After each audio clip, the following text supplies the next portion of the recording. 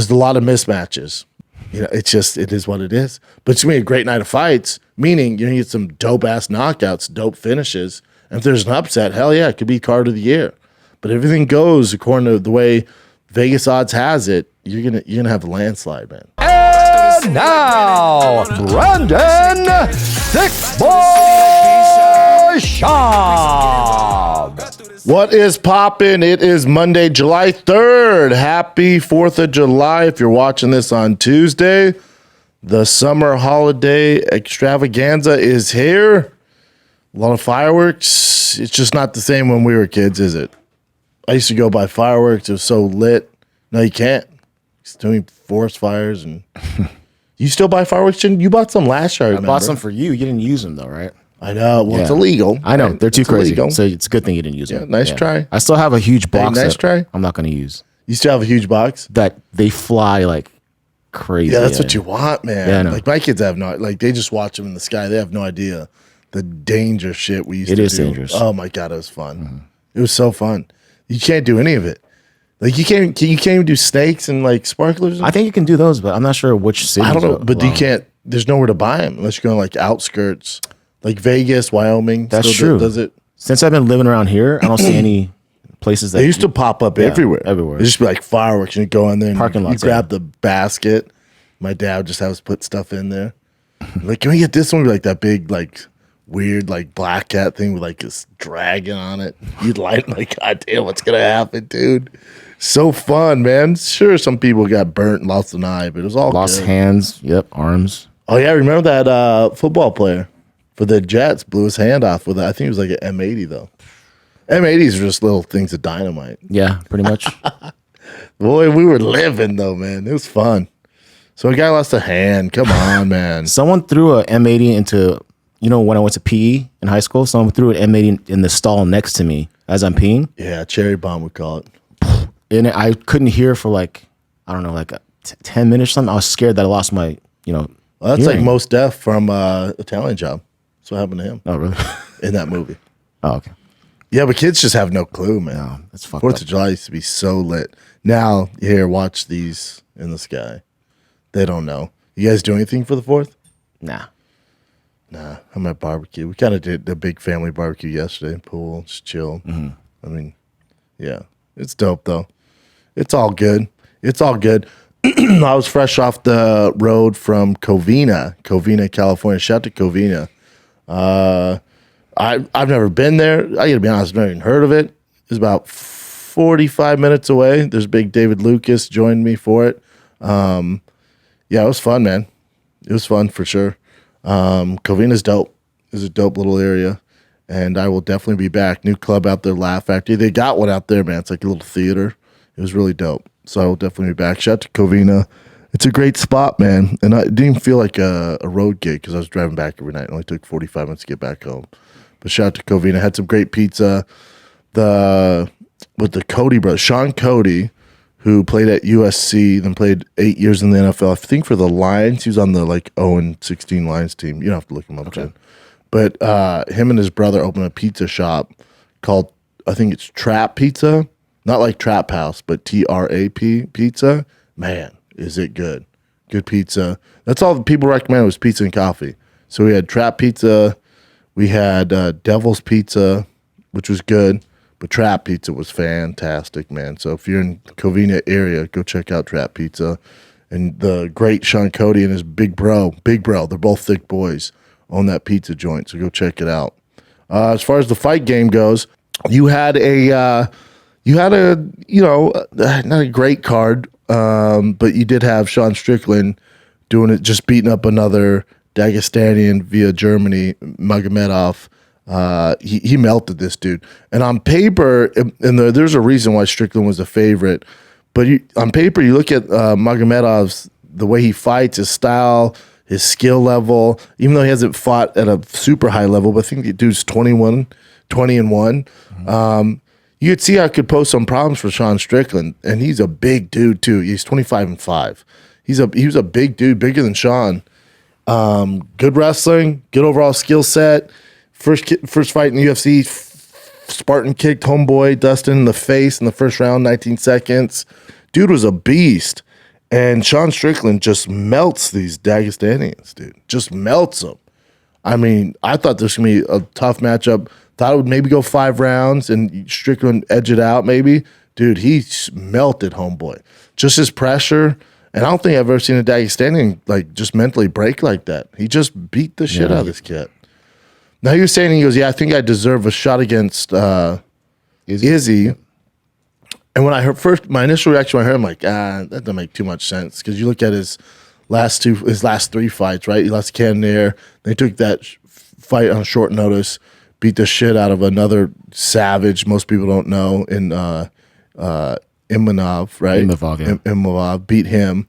And then he gets this Magomedov where everyone's like, who is this cat? And you look at him like, Jesus Christ, starches him.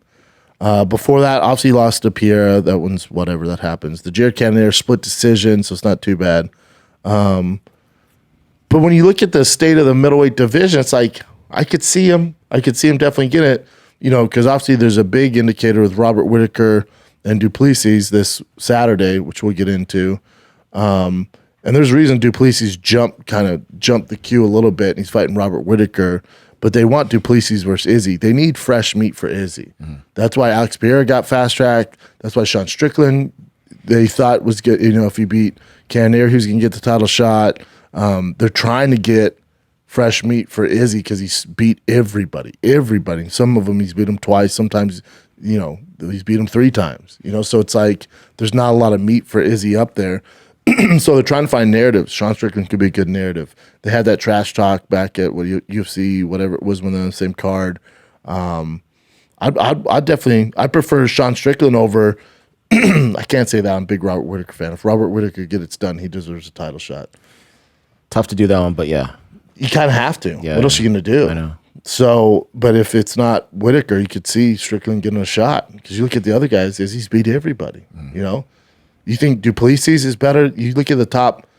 I think Duplessis ranked 6. You look at the top 5. You're telling me Duplessis has more skill than those other guys we're talking about? I think Duplessis Vittori is a fun one. Cannonier would be a good matchup. Whittaker's a nightmare for him. Obviously, Alex Pierre's not even middleweight anymore, but there's some tough matchups. Duplessis Sean Strickland would be a fun one. That'd be a really fun one. I'm not mad at that. But they're just trying to figure out like what to do for Izzy up there. And they just need contenders. But Robert Whittaker, clear cut, should get a title shot if he beats Duplessis. Sean Strickland's just that dude. Just melts him. Then gives you hot takes on the pre-fight pressers and the post-fight pressers coming in hot, dude. Super hot. I mean, coming hot. Yeah. Sponsors like, nah, man. You better enjoy that win money because we ain't paying sponsors. Like Monster's like, But I think he's refreshing. He's refreshing till he's not. Like right now, it's cool and he's firing off the cuff and doing his thing. And his background's insane and he's just different, and that's why we dig it. Now you start to lose a bunch, that shtick gets really old. But right now he's winning, doing his thing. He's taking these short notice fights. He's fighting these guys that aren't even ranked in the top freaking 20. And he's beating them for the UFC, just taking out dudes left and right that we've never heard of. No one can pronounce their names. They're really tough too. They're tough, and he's just melting these dudes. So it's a good story. I'm a Sean Strickland fan. I really am. He's a savage. All right, let's take a little break from chatting all things UFC 290. This episode of the Schaub Show, July 4th special, is brought to you by my friends at Happy Hippo, the best kratom on the frickin' planet. And boy, are they giving you quite the opportunity here because their July 4th sale is going down. All right, and the sale runs out on the July 5th. So you got it for 48 hours. The entire site. You can mix and match. If you buy 2 products, you get 1 free. Mix and match. You can do the K-dips, you can do the gels, you can do the gummies, the powders, the instant shots, which I use, the butterscotch or sour apple. You can get the K-dips, the kratom highly concentrated shots and sour apple, and the K-dips. Mix and match. Buy 2, get 1 free. This sale goes on to July 5th. It's for 48 hours. And you can save, 20% off when you go to happyhippo.com. Promo code is THICC23 as usual. Thick 23, 3 C's, 23. You save 10 or 20% off the entire website, but take advantage of this July 4th sale. It ends on July 5th. Again, that's buy 2, get 1 free, site-wide, mix and match, whatever you're looking for. Now's the time to get on it because you're going to buy 2 and get 1 free at happyhippo.com. July 4th sale is here through the 5th. Get you some. Let's get back to the program. But the UFC 290 is here. It's the best card we've had in a hot freaking second. The prelims are solid. The early prelims are good, but the main card, dude, take my money. It starts with the Bo Nickel, the last of the great white hype. Bo Nickel versus Gore. This is, if you've ever seen Jurassic Park when they pull out the goat for the T-Rex, that's all this is. I get, and I'm always the biggest advocate of bringing a guy up slow, especially a guy as talented as Bo Nickel, a big prospect like this. You gotta bring him up slow, but this is to me is, it's no shame against Gore, man. It's just Bo Nickel's kind of a once in a generational talent. I agree bringing it up slow, but this is like a step back. This is like Bo Nickel, if this is a math test, is in AP calculus and he's going back doing subtraction. Like, no, we got to make it more difficult. To keep going this way. You see, like, no, let's just give him a big win on this card. That's all this is. There's no rhyme or reason Gore should be fighting Bo Nickel. I know Bo Nickel's only 4-0 and Gore's 4-2. 2 of those wins, they're counting from Ultimate Fighter, which I agree they should count, so he's 4-2. But most of the time they don't count those, so his actual UFC record is 1-2 against a prospect like Bo Nickel. He's going to eat his dick like Kobayashi, dude. He's going to eat him alive, however he wants. However he wants. Obviously there's the Hail Mary where Gore, if Bo Nickel does a, weird takedown, which isn't going to happen. But he could, if he shoots in wrong, he gets his neck, the guillotine's there. Outside that weird Hail Mary, this is a complete beatdown. Bo Nickel via submission under 2 minutes, I bet. He gets him down early if he wants. But his team could also be like, hey, let's use this as a learning experience. Get some cage time. Let's keep it on the feet for the first round or 2. And then when we decide, get him down. Now, I think to add more momentum to the Bo Nickel train, he needs to go out there and absolutely demolish him in 30 seconds. That's what I would do. Forget your experience. You got all that wrestling experience. We'll work on that. After this, hopefully they toss you a tougher opponent. We can get some actual cage time in. But for this, to build the hype, get a big name next fight, we need to starch this dude. If you struggle with him or the fans or Dana thinks that this is a competitive fight, they're not going to put you where you need to go next. So if I'm Bo Nickel, I'm like, whatever it takes, as fast as we can, rip this dude's dick off. Eat his dick off. Eat his dick. That's what I do, dude. So Bo Nickel via however the hell he wants to do. But that'd be a fun one. It's always good to see a guy come up like Bo Nickel. He's one of my faves. Jalen Turner, Dan Hooker. My man Dan Hooker cannot get a easy fight. I know it's Dan Hooker and has all the experience, but my God, man. This is not a great fight for him. Jalen Turner is a mother trucker, dude. He's good at everything. You look at his fight against Gamrot. It's tough, man. And some people had him beating Gamrot, which says a lot, I would say he outstruck Gamrot. Obviously, the grappling was an issue, the takedowns. But this isn't a good one for him. Damn, our boy Matt Favola beat him. Steamroller beat him. But since that loss to our boy Steamroller, he's won 1, 2, 3, 4, 5 out of 6. The only loss coming that since 2020 was to Gamrot, which was a split decision. A lot of people think Jalen Turner won that fight. It's just a bad fight for our boy. It is, and I love Dan Hooker. I love him. Dan Hooker's one of the good. I love Dan Hooker. It just sucks, dude. Out of all the matchups, you give him Jalen Turner. They're supposed to fight before, got rescheduled. I just don't like it for Dan Hooker. He has a lot of miles on him. Jalen Turner is a mother trucker, dude. So, yeah, I got Bo Nickel, Jalen Turner. Good fight. Dan Hooker's never in a boring fight where he gets, just mollywopped. But, God, stylistically tough fucking fight for our boy Dan Hooker. How about this? The third fight on the card, Robert Whittaker, Duplessis. Yep. It's another one where obviously Duplessis, I think it's just the state of the middleweight division. They're trying to find fresh meat for Izzy, the champ, the great Izzy, the pound for pound Izzy. There could not be a worse matchup for Duplessis in the middleweight division. I mean, 1 through 50, there couldn't be a worse matchup for him. Robert Whittaker, to go, hey, Duplessis, you'll get to Izzy, but you got to get through Robert Whittaker first. You might as well just be like, it's never happening. It's just a nightmare for him, an absolute nightmare. I don't see in any facet how he gets it done. It's not that I dislike Duplessis. It's very black and white.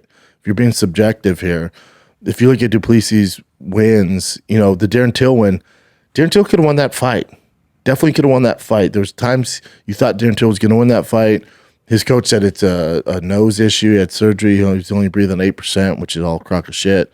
But hopefully his cardio got better. But Darren Till, there's definitely opportunities for Darren Till to win that fight. Derek Brunson, there was opportunities for Derek Brunson to win that fight.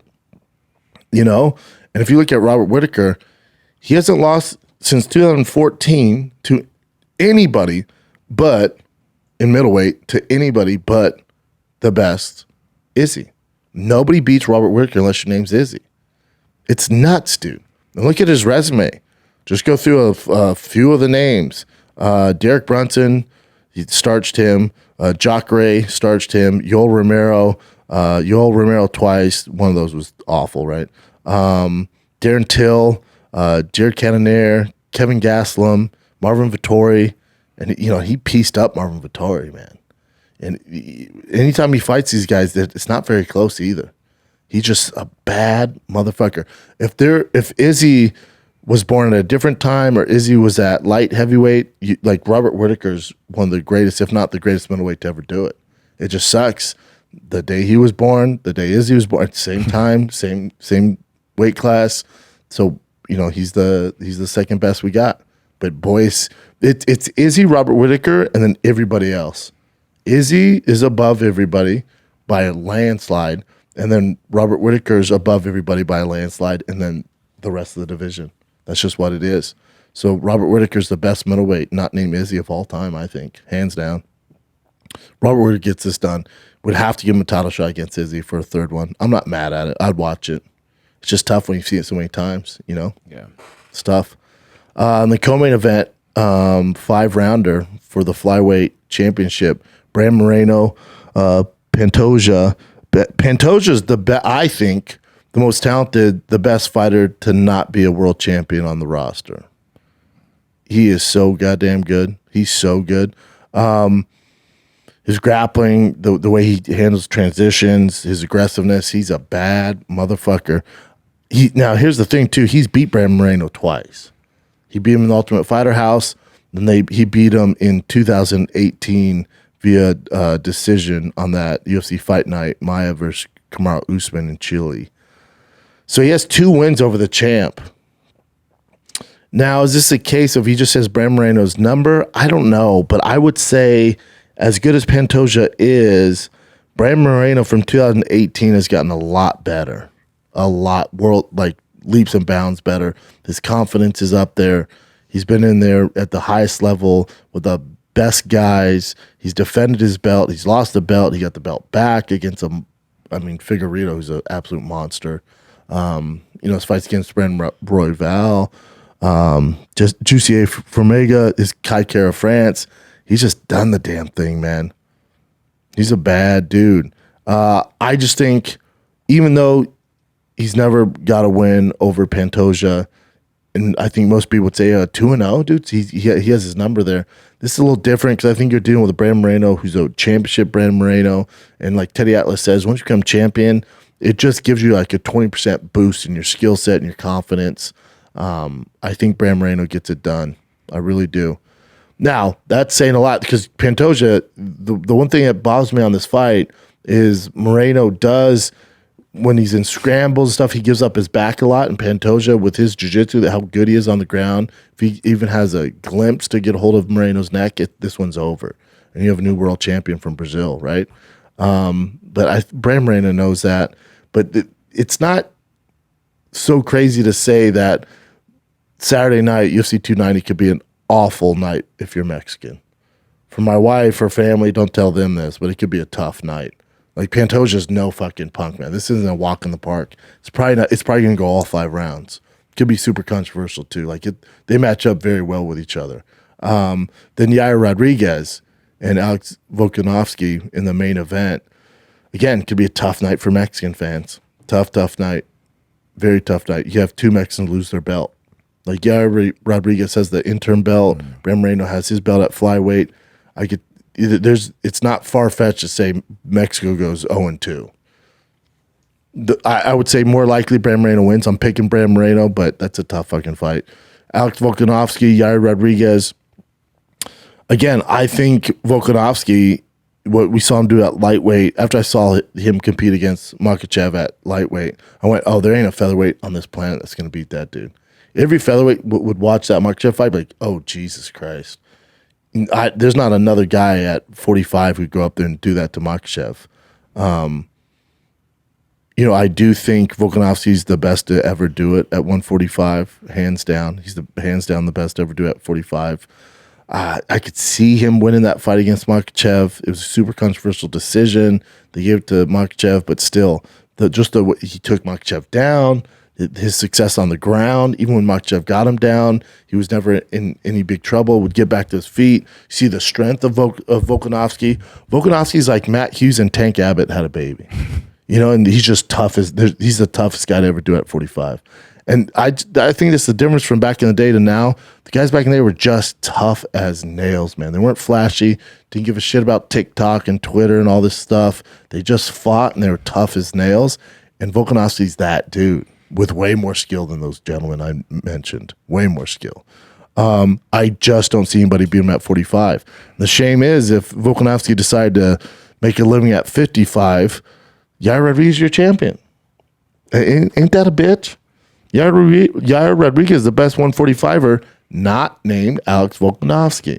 There's a common theme with this card here, But unfortunately for Yair Rodríguez, he's born in the same kind of areas, Volkanovski, same time frame there. What are they, 4 years difference? Sorry, man. Yeah, you're the best to do it at 45, not named Volkanovski. Now, Yair Rodríguez, what he does have in his arsenal is he can pull something off, whether it's, unexpected kick, or if Volkanovski, like he did against Makhachev when he kept going to the body, got caught coming up. That could happen. And Yair Rodríguez has the knockout power to get it done with one of those Hail Marys, and he's always dangerous, so he does have that going for him. But I think 9 times out of 10, Volkanovski beats the shit out of Yair Rodríguez. Hate to tell you guys. But Yair does have that, that arsenal where the kicks you can't really train for, his weird transition submissions. He has that weird X factor that you can't really train for. So that could catch a guy like Volkanovski. The odds are very low. But and that would be the only way he wins. He can't go toe-to-toe with Volkanovski for 5 rounds to beat him. If it goes decision, it's a landslide win for Volkanovski. I think the first round or two, there's going to be a lot of feeling out with kicks, but no one closed distance better than Volkanovski, even though he's the shorter fighter by far. I think Yair's 5'11". Volkanovski covers ground better than anybody in the UFC. So the height's not a big deal. So I think it's going to be a long night in the office fight for Yair Rodríguez. Super long night. Sucks. I agree, though. Yeah. I don't know how you'd pick against Volkanovski. The closer fight on the card would be Brandon Moreno, Pantoja. That's the closest fight on the main card is Moreno, Pantoja. I just, Yair Rodríguez surprised me. I'm a huge Rodríguez fan, and my household loves fucking Yair Rodríguez. But if you go back to the main card, Jim, yeah. If you look at the card, there's a lot of mismatches. There's a lot, Volkanovski, if he's checked in, focused, doesn't get caught with anything, he should beat the shit out of Yair Rodríguez. Robert Whittaker, Duplessis, awful matchup for Duplessis. Robert Whittaker should mop the floor with him. Turner, Dan Hooker's tough fight for Dan Hooker. Then Bo Nickel and Gore to get on my face. It is what it is. But it's going to be a great night of fights, meaning you're going to get some dope-ass knockouts, dope finishes. And if there's an upset, hell yeah, it could be card of the year. But everything goes according to the way Vegas odds has it, you're gonna have a landslide, man. these fights aren't going to be close, except for Brand Moreno, Pantoja. Other than that, these are all landslides. What are your thoughts on Robbie Lawler versus Nico Price? What version of Robbie Lawler do we get? Is he saying that this is his last one for sure? Yep, that's what he said. It's his last one. Retire. You got to be a goddamn communist to root against Robbie Lawler. So tough fight for him. But I'll take Robbie Lawler in his retirement fight. Yeah. How the Jimmy Crute Alonzo Benefield is a fun one. Yeah. What do the odds have it for? For Lawler? Yeah, I assume he's a dog. Yeah, plus 25 versus minus 255 for Price. Bro, Bo Nichols minus 1,300. Like I said, dude, that's when you know you're eating dicks, dude. When you're a minus 1,300 in the UFC on the main card. Yeah. When's the last time somebody on the main card was that big of a favorite? Like it's very rare. That's how big of a prospect he is. But to my point, how this is a lot like this main card, a great card. Definitely buy it. It's a phenomenal fight. Some big stars and be some big knockouts. But if you just look at the odds, so the main card kicks off with Bo Nickel, Gore. Bo Nickel's a minus 1,300. Damn. That's insane. Then Jalen Turner, Dan Hooker. Jalen Turner's a minus 250. It's a pretty big favorite, man. And then Robert Whittaker or Duplessis is a minus 410. That's a massive favorite. Yeah. Massive favorite. If this was NBA or NFL, the odds are never minus 410. But if it was, you'd bet every penny you have on that NFL team. Brand Moreno, Pantoja, to my point, it's a little closer, minus 180, plus 55. And then Volkanovski, Yair Rodríguez. Again, I'm not throwing any shade at Yair Rodríguez, but Volkanovski's a minus 410 in a championship fight. That's insane, dude. That's how much better these champions are. Robert Whittaker's not champion, but like you said, he's an outlier in that middleweight division. They're just such outliers. Mm-hmm. This is what we're getting. You're getting a guy who's a minus 410. You're getting a guy who's a minus 410. Like Alex Volkanovski and Robert Whittaker are both minus 410. That's insane odds. Insane. So only way Duplessis, I don't see how he wins in any facet. I don't see it with the skill set. It's the worst matchup of all time for a middleweight division, besides Izzy probably. And then for Yair Rodríguez, if you're going to bet on a dog, he's probably your best bet because he does. Like Duplessis don't have that X factor where he has that explosive spinning kicks or these weird jumping kicks, the knees, the guillotines, the triangles. Yair has that. So if you're going to bet on a dog, you're going to bet on the Hail Mary of Yair Rodríguez and Volkanovski having some slip up or something he hasn't seen, and Yair pulls it off. But other than that, it should be called, UFC 290. UFC 290 favorites. Guarantees. Yeah. UFC 290's eating dicks. Damn. Good card, though. It is. Just a lot of mismatches. Yeah. That initial Bo Nickel Gore, minus 1,300, it's like, okay. That's more than Holloway Korean Zombie. It's crazy. Yeah. Yeah, that's pretty crazy. Well, because the reason why that's lower is because Holloway Korean Zombie is no grappling. So they're like, all right, well, anybody can get caught. Bo Nickel is such a good wrestler. Like, well, if he wants to, he's just going to take him down and beat him in 3 seconds. Yeah. That's why the odds are that way. But yeah, it's a good ass card. It's just a lot of mismatches besides Brand Moreno, Pantoja. It's what it is, man. Let's take a little break. Last break, fam. Last break before we finish breakdown UFC 290. This episode of the Schaub Show is brought to you by Onnit. Onnit supplements, but not just supplements. Onnit nootropics, the best nootropic on the planet. We're talking about Alpha Brain. They've sold over 1 million freaking bottles worldwide. 1 million freaking bottles of nootropic. That's how good it is. Here's the thing. If you've never tried it, give it a shot. They will refund your money if you don't love it. No return necessary. Keep the Alpha Brain shirt with a friend who's not so ungrateful. But if you do love it, they have so much for you, man. Because this nootropic Alpha Brain, you have Alpha Brain Black, Alpha Brain Instant, the regular Alpha Brain shots. You got all. I prefer the Alpha Brain Black. That's what I use on every single show. Aids in mental processing. It's caffeine free. Helps you get to that flow state. Promotes focus. Supports your memory. You can think more clearly under stress. React more clearly. They got it all, man. So go to onnit.com/Schaub. Save 10% off everything. All the Onnit Alpha Brains, the Instant, the shots, the Alpha Brain Black. You get 10% off all that. Then also got the best nutrition on the planet. We're talking about protein powders, creatine, multivitamins, the shroom tech, the total gut health. They got it all. The summer's here. It's a thick boy summer, but let Onnit help you lose and shed some of those pounds. They have on-demand workouts. They got streaming fitness. They got steel club maces, kettlebells, battle ropes. They got everything you need so your ass isn't so thick. Go to onnit.com/Schaub, get 10% off. Let's get back to the program. What do you got, Jen? All righty.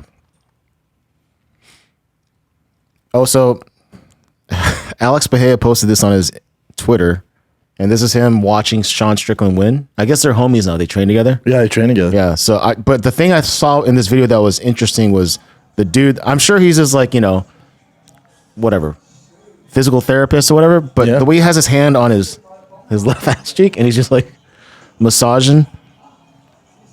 Wait, people have a problem with this? No. I personally just saw this and I started laughing. I don't know why. It's like on his hip. No, but his left hand's on his. It's on his hip, really.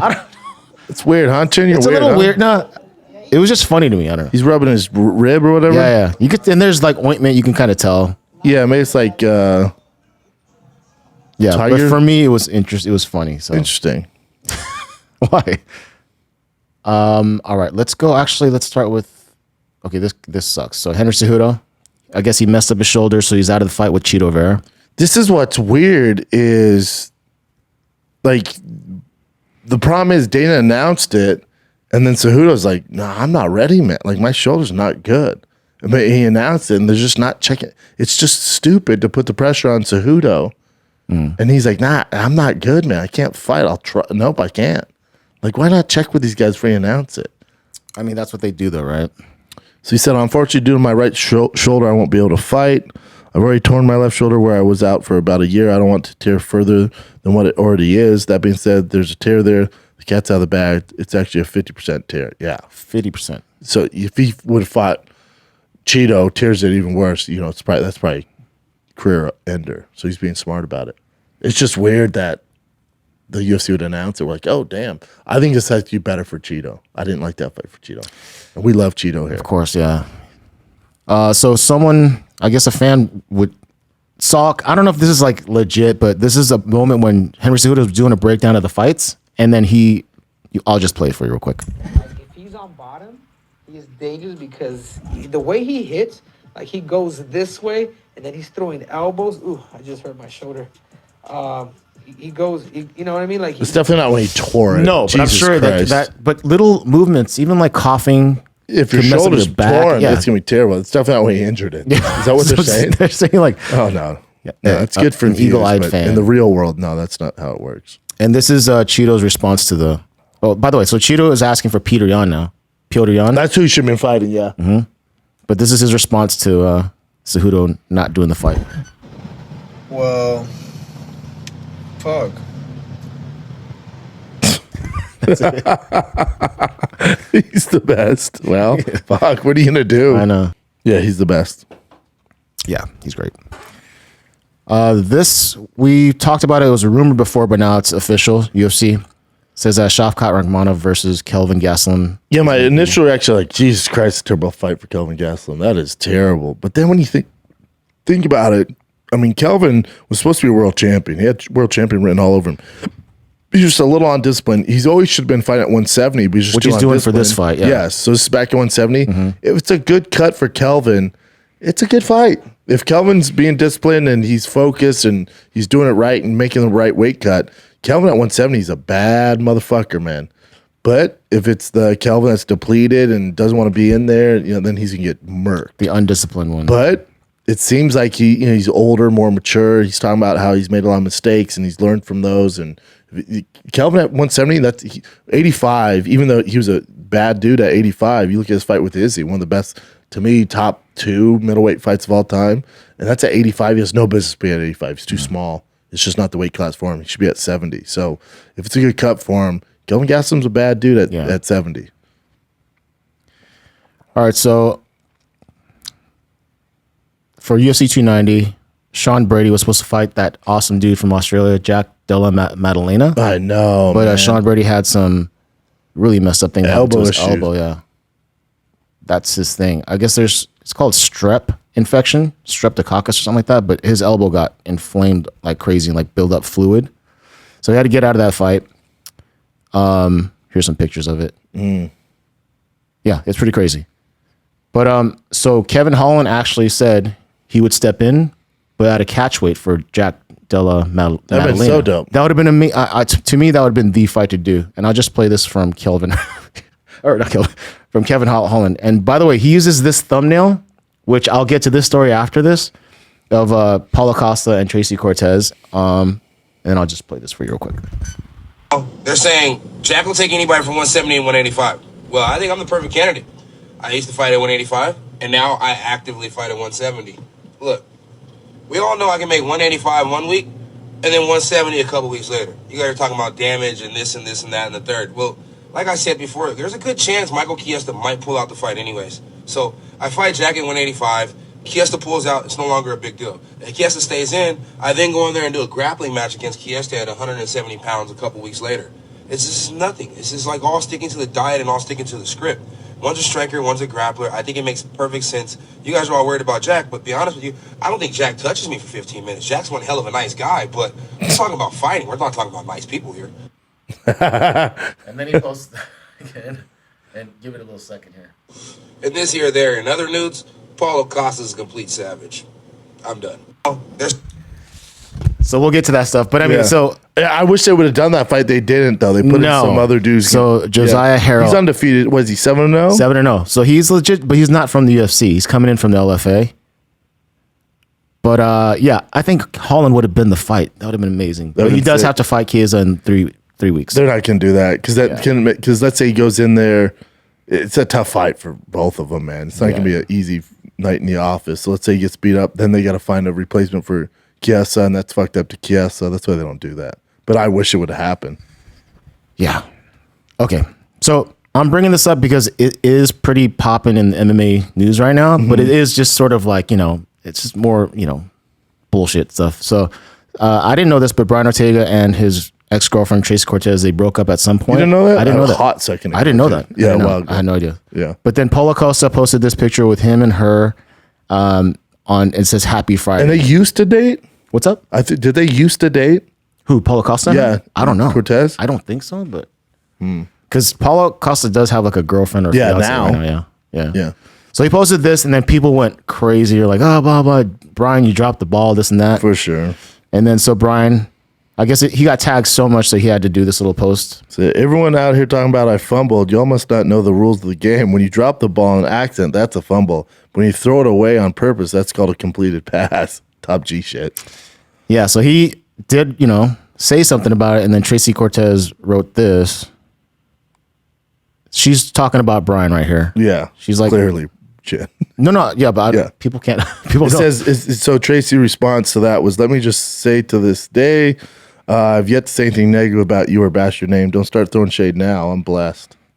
And then it got to this point where Paulo Costa posted this on a Saturday. So the first post was Friday, and he just shows this random girl's ass that he's grabbing on a Saturday. And people are assuming that it's I'm Tracy. sure Paulo is wanting this to... Yeah. Well, yeah, no shit, Chin. yeah, that's why he's doing it. So then I looked it up to see his girlfriend or his wife, and then that's his girl. And then I saw her like actually respond to one of the commenters. The commenter said like, oh, he's hooking up with that Tracy Cortez person. He goes, no, the only person he's hooking up with is his beautiful manager, because she manages Paula. Correct. She's his manager. She did delete that comment though, and then Paula just posted afterwards, most beautiful. That's cool in the planet. So it's a dumb thing, but it is like popping. Yeah, I know it's news for whatever reason. Yeah. Yeah, I mean, it's just Real Housewives of UFC, right? It's just the drama in the UFC. Yeah, it's weird. And Paulo's just been popping on the internet like crazy. That's what he does. Like he crushes it on there. He knew what he was doing. Mm-hmm. This is a quick boxing one. So Canelo Alvarez, he wanted to. I guess he was going to fight one of the Charlo brothers. He is fighting the Charlo brothers. Yeah. So I think the original one was Jamal. I always mess up their names. So Jamal, he was supposed to fight. Jamal. Jamal and Jamel. So I think he was supposed to fight Jamal first, but then Jamal had some personal issues. So Jamal stepped in to do the fight. He wanted to do it on Mexican Independence Day, but since Dana White apparently got all the different venues that Canelo wanted to do and that date, he has to move it towards September 30th instead of September 16th. Oh, interesting. Which is Mexican Independence Day. Yeah, it's just a quick. It's weird because Canelo always fights on there, but I don't get why they can't do it on the same. Canelo would crush. Because I think Canelo wanted that particular venue in Vegas. It's in Vegas. Yeah. I think T-Mobile. I assume? So probably like it would have been the best option. Well, he always does it there too. That's what's weird. I'm surprised that the T-Mobile went with. Well, I mean, it's the UFC. They kind of run it, and they're killing it right now too. So yeah, true. What do you think about this? This is Jorge Masvidal's organization. It's Good for Jorge. Bare knuckle MMA, and he just booked Junior Dos Santos versus Fabricio Werdum. Yeah, bare knuckle. Yeah. Good for Jorge, man. Massive fight. Dude, he had like great fights. Because this was supposed to. I thought this was going to go down in bare knuckle, but. Well, this is bare knuckle MMA. But it's different. This is on Jorge's. Yeah. There's BKFC, which is just bare knuckle. Yes. But Jorge does MMA with bare knuckle. And they're doing MMA bare knuckle? Yes. Oh, damn. That's why it's better, I think. For these guys, especially for Werdum. Yeah. Because his jiu-jitsu is insane. Tough fight for JDS. Of course. Yes. Yeah. JDS looks insane there in that picture. His head is just massive. I feel like they're both probably like they're good. They could do whatever they want now. Oh yeah, yeah. So oh no, we're going full acai on this one. And Werdum, the video he posted, we saw. Yeah, it's like good luck beating that thing. That dude's a monster. But that's good. Yeah, they're later in their lives too, so it's all good. Yeah, I love Werdum, man. All right, so this was kind of big news in the beginning. So the report was from TMZ that the Italian government actually requested the Coliseum be a place that Mark Zuckerberg and Elon Musk fight at, which would be, historical for obviously. Historical. You had these two fucking big in the Coliseum fighting in the Coliseum. Yeah. The guys that lost their lives in the Coliseum just fighting like lines and shit are like, are you shitting me? 2023, this is what we're getting. But shit, if you're doing Coliseum, tossing some swords and shit. That'd make it more fun. So what happened after this is like, I guess the Italian government responded later saying that, no, we didn't, there's nothing on paper. There's nothing, I never believed any. First of all, I'll be very clear. Like, and I think even Chael came out, was like, Mark Zuckerberg hit me up. I heard that's all bullshit. He made that up. I'm sure, dude. Yeah. And then even like all these like rumors, like the Italian government, I was like, why would the Italian government trying to get this fight? Like, because they want the money, obviously. No, but it's just not the government's not going to do that. Like, no country's gonna be like, we want it here. It's just not. I don't think that's real. However, after that happened, Elon Musk did tweet this. Of course, keeps them in the news. Fight happens in Coliseum, and then so once the representatives from the government responded, the original people that had, the sources that they got that information from, they said that no, they did literally reach out to Zuckerberg and they're supposed to have a meeting like sometime this week or something. Who run the Coliseum? Yeah. So, I mean, I don't know which one to believe, but I can totally imagine them reaching out and saying like, let's have a talk. Yeah, I guess. Is anybody else sick of this shit? It's like, what? Like, the product's gonna be so bad. If obviously, I don't think it's gonna happen, but if it does happen, it would be insane. It'd be crazy. Yeah. It'd be. I just think and who knows what's real anymore? But didn't Elon's mom be like, no, you're not. Yeah, but I mean, Elon's mom. My mom would say the same thing. I would fight still. Look at Khabib doesn't. His dad was like, you're retiring after 30. Yeah, his dad just died. The Klitschko brothers, the mom was like, you're never fighting. They both retired. Like, some people are different than us and actually respect their parents. It's not a piece of shit.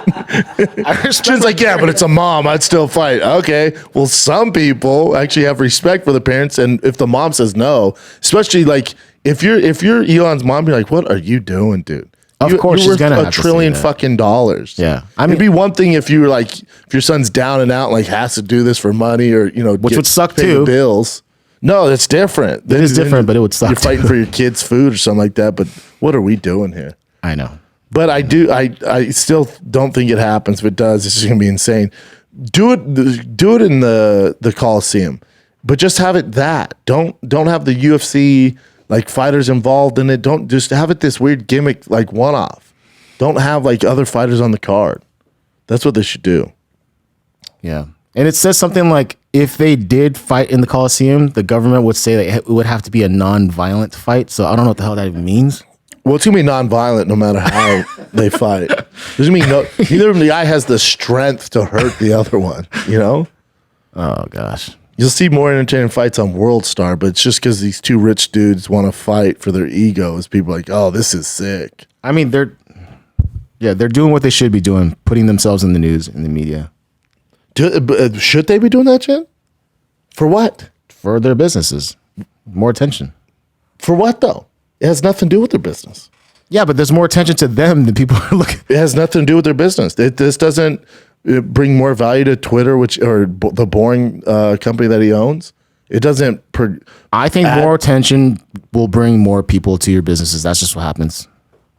How much more attention do you need? I know they don't need it. Facebook is the biggest platform in the world. And by the way, these two guys, they're super, they're not just super rich, but they're super famous. They want fame too. I already noticed this from a long time ago. Thing. Yeah, all it is an ego of course, fame it's going to help them. It'll help them grow their face.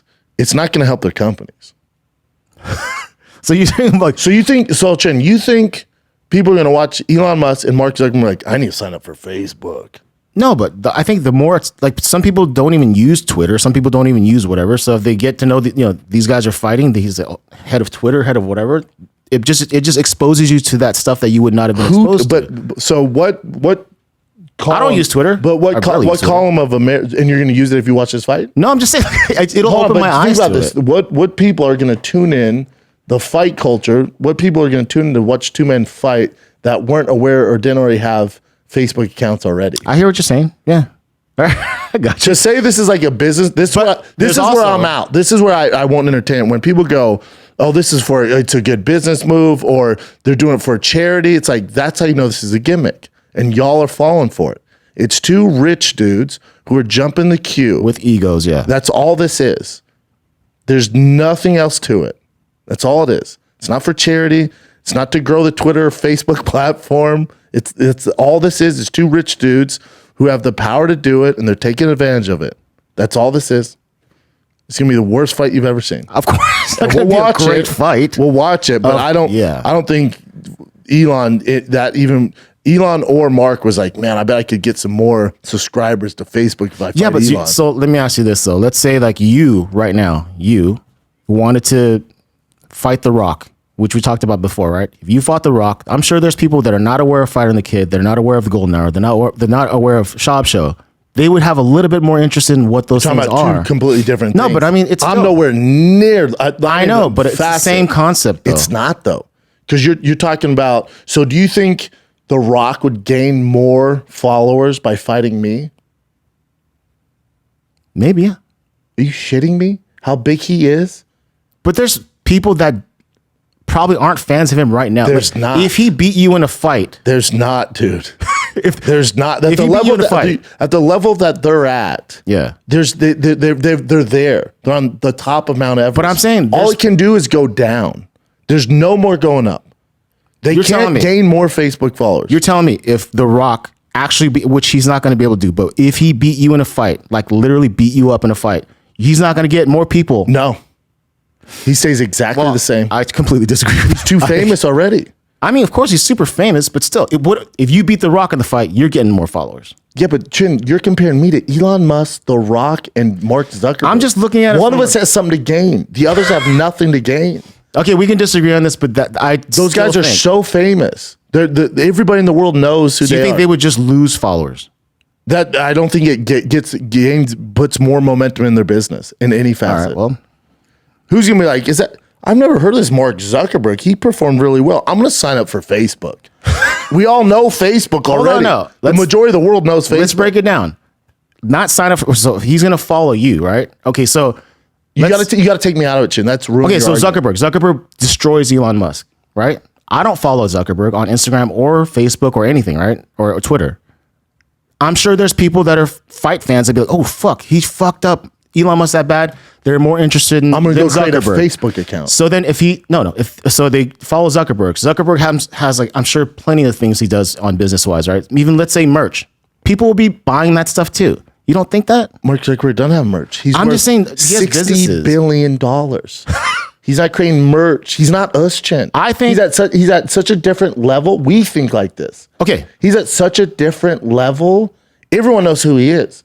You can go anywhere in the world. Everyone knows. My mom doesn't know who he is. My dad. She knows what Facebook is. She knows what Facebook is. My mom? Yes. No. I guarantee your mom has heard of Facebook. By the way, even if he won the fight, she wouldn't know. She wouldn't even know what. But the majority of the people, especially people that are tuning in, let's say does something we've never heard of. Let's say it does 50 million Pay-per-view pay-per-views. buys. 50 million. How many subscribers are on Facebook? Billions.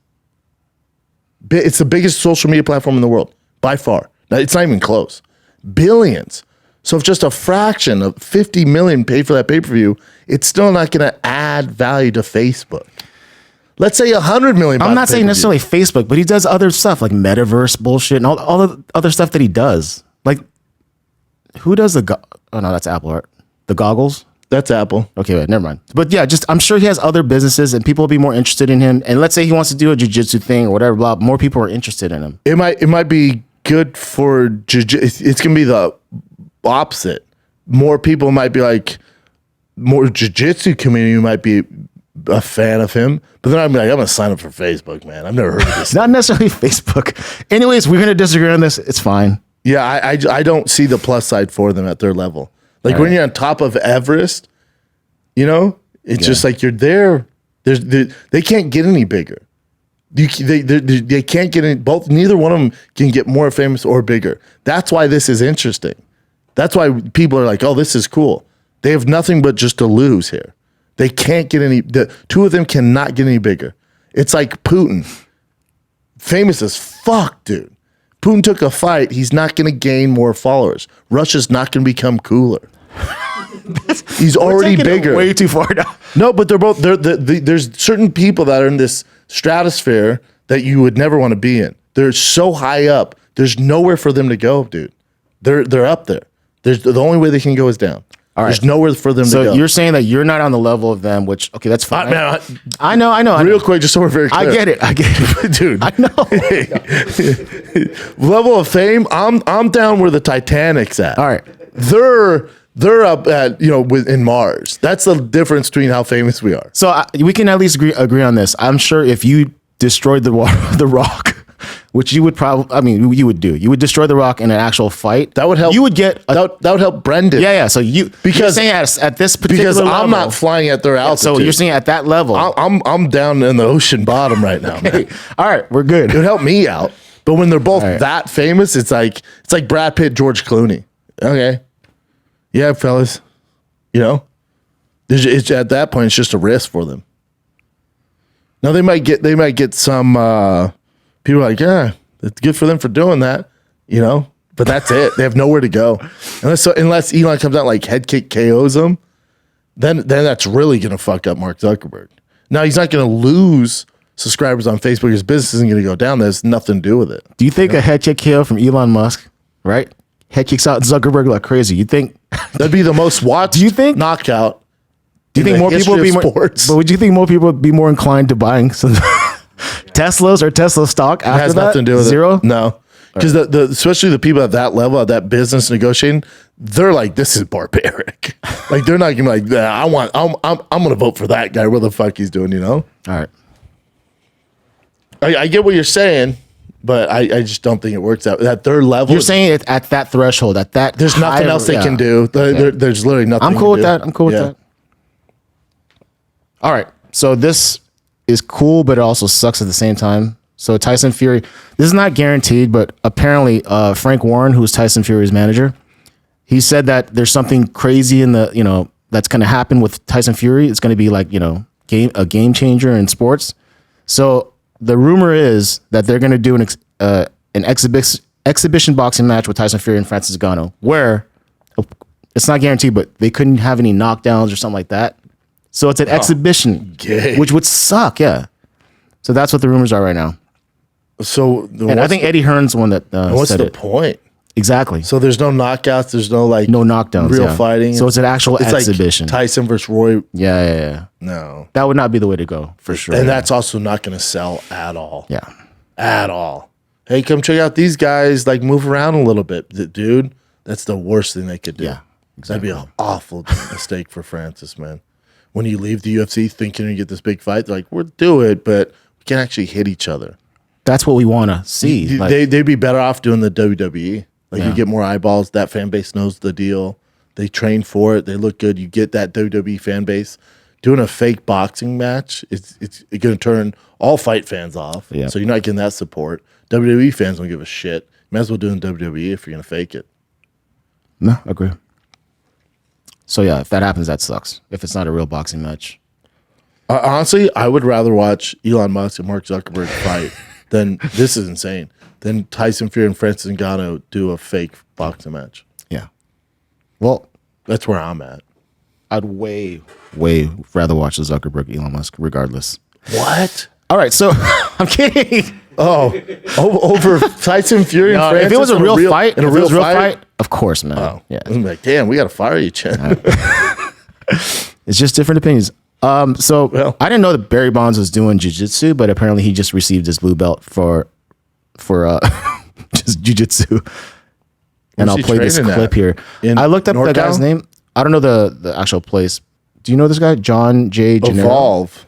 Yeah, Evolve, John J. Gennaro, whatever. That's where he is. Evolve's a big chain. I trained at Evolve in Brazil. That's cool. Yeah, I just didn't even know he was even doing jiu-jitsu, but yeah, that's pretty cool. And I think that's pretty much it for current events. Those were good, man. Cool, dude. That's it? That's it. All right, kids. UFC 290 this freaking weekend. Headliner, Volkanovski, Yair Rodríguez, Brand Moreno, Pantoja, Robert Whittaker, Duplessis, Jalen Turner, Dan Hooker, Bo Nickel, the Great White Hype versus Gore is going down. Robbie Lawler's retirement fight. If you're not buying this card, you just don't like fighting. Yeah, it's a bunch of mismatches, and there's a lot of favorites on there who are going to kick some faces and eat some dicks, but it's a great card. Definitely tune in. That's it, kids. Love you guys. Happy July 4th. Be careful of those fireworks if you're actually doing the old school type of celebration, but happy July 4th. And yeah, man, tune in, like, subscribe, share with your friends. Love you guys. Be safe out there. Happy July 4th. I'm out.